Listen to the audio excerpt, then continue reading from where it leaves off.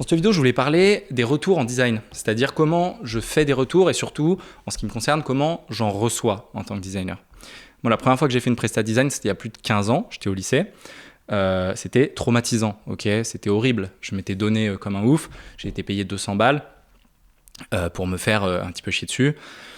Voilà, c'est absolument traumatisant. Tous les designers sont passés par là, je pense. Et c'est quelque chose finalement qu'on vit chaque année. Moi, ça fait 15 ans que je me tape des retours comme ça, de plus ou moins bonne qualité. Et je pense que ma relation à ça, elle a grandement évolué. Donc je pense que je peux avoir un petit truc à dire sur ce sujet-là. Donc premier point, comment accepter d'abord les retours en tant que designer. Mon premier conseil, c'est très simple, c'est take it easy. Ok, en anglais, bon voilà. Prenez-le avec légèreté. C'est difficile parce que quand je bosse en tant que designer, je mets du cœur dans ce que je fais. Ok, c'est pas des maths, c'est pas de la finance. Je mets vraiment mon âme. Plus je mets mon âme, presque, mieux le travail va être. Donc, quand on me fait des retours, c'est pas tant sur mon travail. Je peux avoir l'impression que c'est un retour sur moi en fait, sur un truc vraiment de ma personne, de mon être. Pas du tout. Ok, faut faire ce shift-là, faut séparer les deux. Mais ça peut être difficile, notamment au début. Et on peut être un peu dans l'incompréhension de se dire mais pourquoi en fait on me dit ça, je comprends pas, etc. Non, tranquille, c'est le taf, c'est pas moi qui suis en train d'être critiqué. Donc pour ça, je pense qu'il faut avoir deux casquettes. La casquette autiste et la casquette requin. Je m'explique. Déjà, autiste, on se comprend, voilà, pas de cancel, gros respect pour les autistes, on se comprend. Casquette autiste, casquette requin. Casquette autiste, c'est quand je suis en mode artiste, les mots se ressemblent, et que je suis dans mon truc, je cook, ok, je suis là, j'ai mes obstinations, je fais mon design, je suis très proche des choses, je suis vachement impliqué, et j'ai la tête dans le guidon, ok, et je design, et je fais mon truc, je fais ma magie. Ça, c'est le moment de la création. Une fois que la création elle est faite, basta, casquette requin, casquette pro, ok. Voici mon travail, ça, voici tel point, blablabla, blablabla. J'attends les retours. Les retours arrivent, je suis toujours en mode requin, je vais de l'avant. Ok, j'ai du détachement par rapport à mon taf. Moi, j'ai fait ce que je pouvais. Je pense que ça répond de A à Z aux besoins, donc je me sens bien. Ok, moi j'ai fait mon taf, je prends les retours pour ce qu'ils sont et je passe à autre chose. Deuxième point, c'est ne pas hésiter à demander de l'argumentation, demander plus de richesse dans les retours. Pourquoi ? Parce que les gens sont extrêmement bons à faire des retours très synthétiques, très courts, très vagues. Ok, typiquement, c'est trop gros, c'est trop bleu, c'est trop loin, c'est trop je sais pas quoi, c'est trop ci, c'est trop ça, etc. Et aucune explication. Donc quand on reçoit ça en tant que designer, on a passé 40 heures à bosser sur un truc et on voit ça. Là, c'est trop gros. Là, il y a trop d'espace. Mais c'est lunaire. Moi, je pense pas. Moi, je pense que c'est bon. Pourquoi il me dit ça ? C'est pas grave. Détachement. Et je dis, ok, c'est trop loin. Pourquoi c'est trop loin ? Pourquoi c'est trop haut ? Pourquoi c'est trop bleu ? Pourquoi c'est trop gros ? Etc. Ça va forcer la personne en face, potentiellement un client, lui-même, en fait, à se dire, ah, ok, là, par exemple, je trouve ça trop gros. Oui, mais pourquoi vous trouvez ça trop gros ? Bah parce que, et en fait, ça crée une introspection chez la personne en face qui n'est pas designer, et c'est très facile de jeter des informations comme ça, sans aucune empathie, on va y revenir après, mais finalement, s'il faut les justifier, ça devient un petit peu plus dur. Donc moi, pour me défendre en tant que designer, évidemment, c'est pas dans l'agressivité, mais c'est si je trouve que c'est trop flou, bah j'hésite pas, je demande plus, je demande des éclaircissements, moi, ça va m'aider.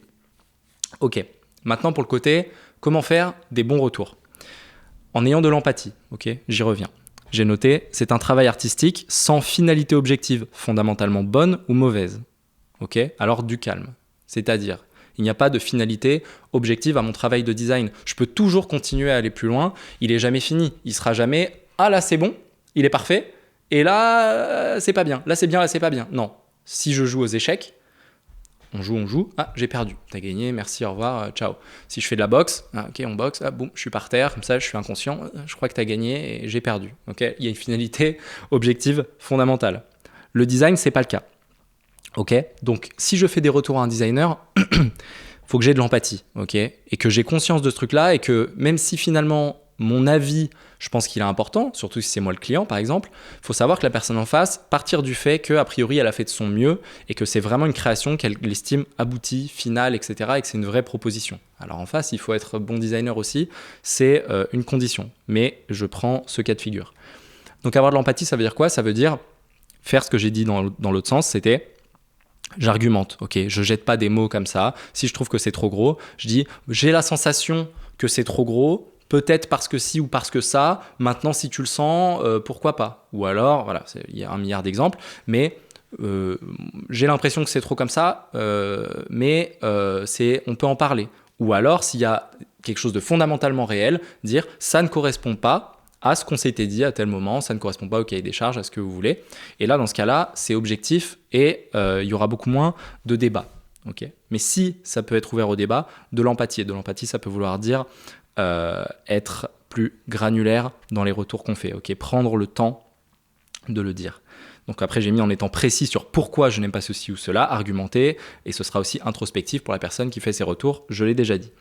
Comprendre que vous n'avez sûrement aucun goût. Okay, si vous n'êtes pas designer, a priori, vous ne savez pas faire du beau, par exemple. Il y a de fortes chances. Si vous n'êtes pas designer d'intérieur, même un architecte, pourquoi pas, ou designer graphique ou illustrateur, etc., a priori, vous ne savez pas faire du beau. Vous savez faire d'autres choses, mais faire du beau, de l'esthétique, etc., ce n'est pas votre métier. Quand vous allez chez le médecin, vous n'allez pas contester ce qu'il vous dit, etc., dans la plupart des cas en tout cas. Mais voilà, vous êtes malade, vous avez telle bactérie, on va vous donner tel antibiotique. Vous ne commencez pas à lui dire « Ouais, alors moi, par contre, je connais, c'est vrai que cette approche-là... » Non, rien du tout. Le plombier, il vient, il y a une fuite. Vous pouvez réparer la fuite parce que moi, j'y connais rien. Ouais, bien sûr, là, c'est un peu compliqué. Je vais vous mettre des tuyaux de 14, de je sais pas quoi, j'ai n'importe quoi. Je vais vous mettre du cuivre, du ça, du ça. Et vous lui dites « Non, mais en fait, pas du tout. C'est de la merde ce que vous faites. » C'est lunaire, vous ne dites rien. Okay. Sur le design, les gens adorent se lâcher. Les gens adorent dire que moi j'aime pas, moi ci, moi ça, etc. Pourquoi ? C'est un autre débat. En tout cas, les gens adorent. Donc, si je suis un client, me rendre compte quand même que moi, a priori, si je dois prendre les rênes, je ferai non seulement pas mieux, et en vrai, je ferai quelque chose de catastrophique. Donc, peut-être calmer un petit peu mes ardeurs et me contenter, ou alors peut-être que j'ai pas pris le bon designer, ou voilà, mais peut-être agir là-dessus plutôt que de s'obstiner à faire des retours et à dire que la réponse n'est pas la bonne, sachant que moi je peux pas l'apporter. Et enfin, j'ai mis baser au maximum ces retours sur des éléments liés à l'objectif du projet, ce que j'ai dit avant, mais plus je peux baser quelque chose sur quelque chose qu'on s'est dit en amont, qui a été clarifié, qui a été signé, qui a été validé, sur la volonté qu'on voulait à la base, ce sera beaucoup plus facile pour tout le reste derrière. Et donc ce que j'ai noté, c'est ça veut dire qu'en amont, il a fallu clarifier ensemble où on allait, et ça, c'est super important. Voilà, donc pourquoi c'est dur de recevoir des retours ? J'ai mis un petit peu pour finir, parce que le design, c'est pas des maths ni de la boxe, ce que j'ai dit. Il n'y a pas de vrai ou de faux, de gagné ou de perdu, c'est un travail artistique à l'appréciation de chacun. Okay. Le bon design, par contre, transcende ses opinions subjectives. Okay, ça, c'est quelque chose d'assez fou, mais quelque chose de réellement brillant et de réellement beau ou fonctionnel, ou en tout cas voilà, de réussi d'un point de vue design graphique, par exemple, pour ce qui est de nos sujets, va transcender les avis de chacun. Et en réalité, on va réussir à créer un consensus où tout le monde, même des gens de divers backgrounds culturels, etc., vont trouver ça beau. Vous, si vous voyez des fois, je sais pas, une composition, une espèce de peinture japonaise avec un truc qui n'est pas du tout de vos codes, par exemple, si vous êtes français, et que en fait vous arrivez rien à lire, vous comprenez rien à ce qui se passe, mais en fait la composition, la calligraphie, la texture, les couleurs, etc., mais ça crée un truc absolument fou, vous trouvez ça beau, quoi qu'il arrive, ok ? Et donc ça, c'est un signe que c'est un excellent boulot, d'accord ? Donc bref, voilà, c'est difficile de mettre du cœur dans quelque chose qui se fait balayer en 3 mots par quelqu'un qui est incapable de faire ce que vous avez fait. Et c'est pour ça que c'est difficile de recevoir des retours en design. Si vous souhaitez être accompagné sur ces sujets, peut-être dans la relation avec vos clients, dans la manière de présenter votre travail, dans la manière, tout simplement, comme je viens de dire, de savoir le recevoir et d'être un meilleur designer, n'hésitez pas à me contacter. Je fais des coachings, des accompagnements un petit peu plus long terme. Donc regardez ça dans la description. Ce sera un plaisir de vous accompagner. En tout cas, le mot est passé. Ciao, merci beaucoup.